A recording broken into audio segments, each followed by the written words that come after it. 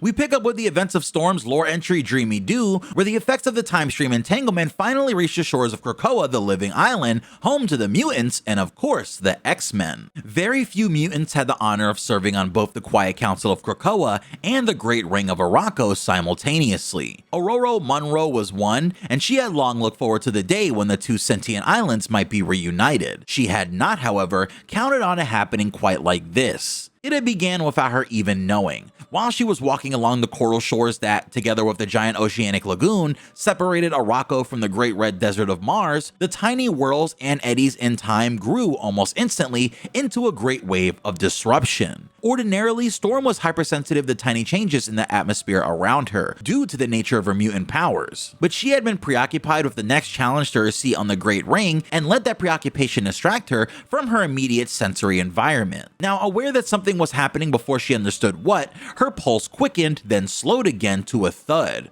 Raindrops slowed, hung still in the air, then hurtled back towards the ground, each one at a different speed. Clouds tore across the sky, cleared, then rebuilt themselves into great black walls, all in seconds. Behind them, the sky inverting its normal uniform brilliant blue. Streaks of indigo and black split from horizon to horizon, revealing stars that were not the stars Storm knew. She raised a hand and saw raindrops falling on her skin, and others passing straight through her hand as if they weren't there. All around her, plants grew, bloomed, and died, all in an instant. Trees split the skies, growing 200 feet high and toppling, becoming soil again before their falling trunks even hit the ground. The air was thick with flowers and insects moving through a million generations before her eyes as she drew a single breath. Arakko and Krakoa both appeared before her, partly as if they were superimposed on each other. Then Aurora realized she was seeing it wrong. The two islands were colliding, molding into one another as the overlapping timelines tore away all boundaries of sense. The Red Keep and the Tower of Broken Will overlapped, merged, hybridized, and became something new that Storm couldn't quite focus on before it was all swept away in the next spasm of the time disruption.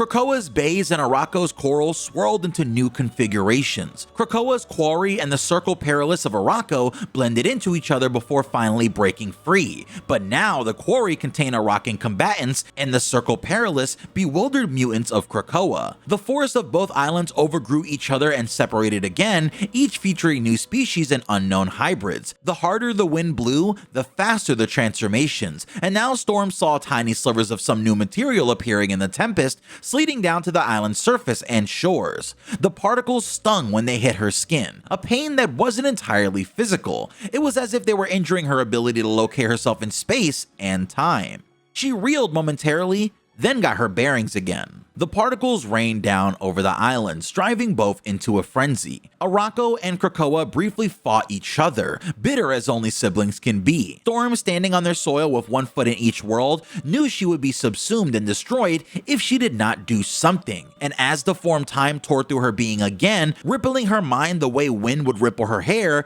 she realized what she could do. This was a storm across all of time, and if it was a storm, she could control it.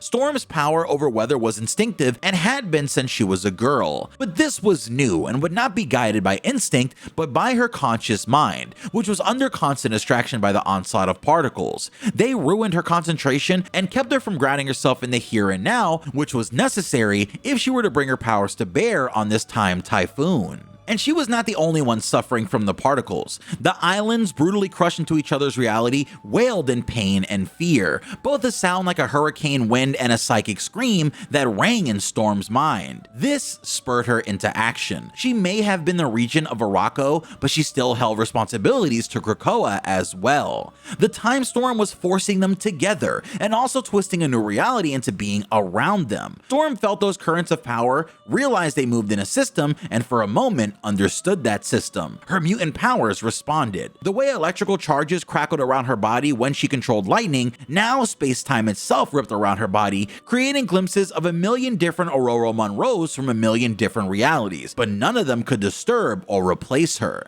She found herself in control, and she began to quiet the storm. Its boundaries, she knew, extended far beyond her ability to control it, but she had influence over this one small part, and that she intended to use. Krakoa and Arakko were at stake, and with them, the lives of thousands of mutants who would otherwise be adrift on the time stream. So she thought to herself that she could not let the time storm merge the two islands together. And at that time, the islands both feared for their survival as they began to tear at each other psychically with greater intensity as their fear created a feedback loop. Only Storm could stop this madness. She began to guide the currents of the storm, shunting away the most damaging gusts and finding smoother paths for both Krakoa and Arakko to move through time. Was she guiding them through time the way a skilled ship's captain brought a vessel through a storm to safer harbors? If so, where would they arrive?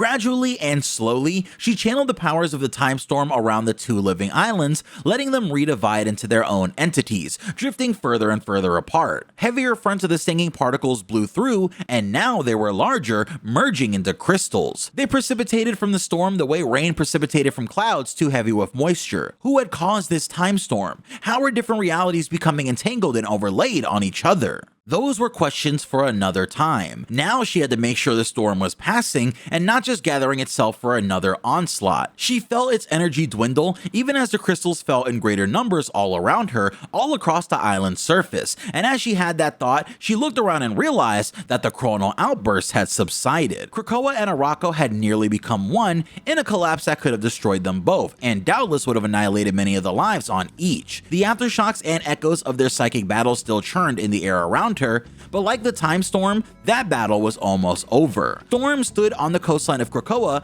gazing out at the ocean, and wait. When the time storm had begun, Storm had been on Mars, on Arakko.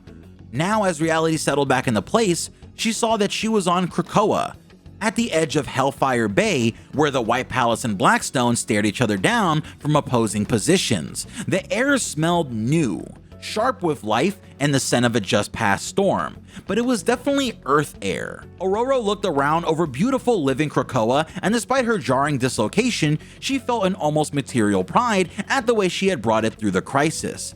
But how had it happened? And now that it was over, how had Storm been transported millions of miles without ever passing through a Krakoan gateway? Had Arakko been safely returned to its home on Mars? And was this even the same timeline that the living islands had occupied before the time storm? It had been more powerful than anything she had ever felt, maybe even more powerful than her brief contact with the Phoenix Force. Who had caused it, and how? More importantly, why?